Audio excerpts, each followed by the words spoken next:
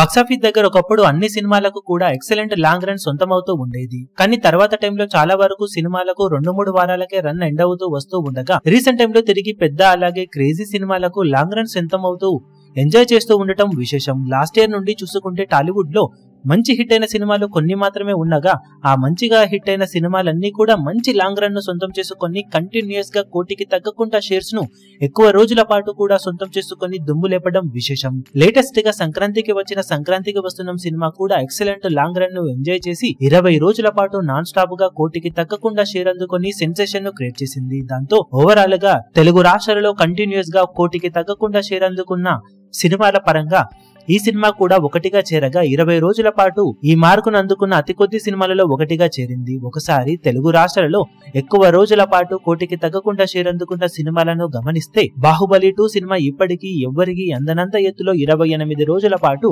కోటికి తగ్గకుండా షేర్ అందుకొని రికార్డు హోల్డర్ గా కొనసాగుతూ ఉండగా లాస్ట్ ఇయర్ ఎండ్ లో వచ్చిన పుష్ప 2 సినిమా 26 రోజుల పాటు ఈ రికార్డును కొనసాగించింది.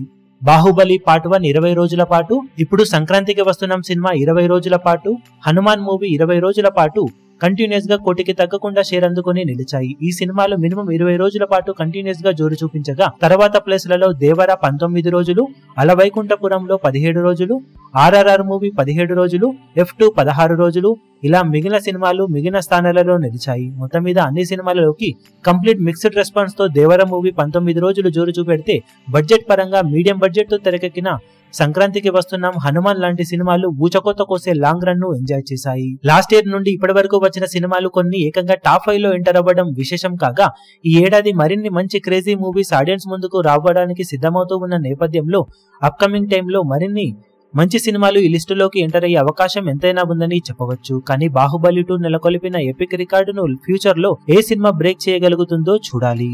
ఈ వీడియో మీకు నచ్చినట్లయితే లైక్ చేయండి, షేర్ చేయండి, ఛానల్ ను సబ్స్క్రైబ్ చేయడం మాత్రం మరవకండి. ఏ చిన్న అప్డేట్ ను మిస్ అవ్వకూడదు అనుకుంటే బెల్ ఐకాన్ ను ప్రెస్ చేయండి.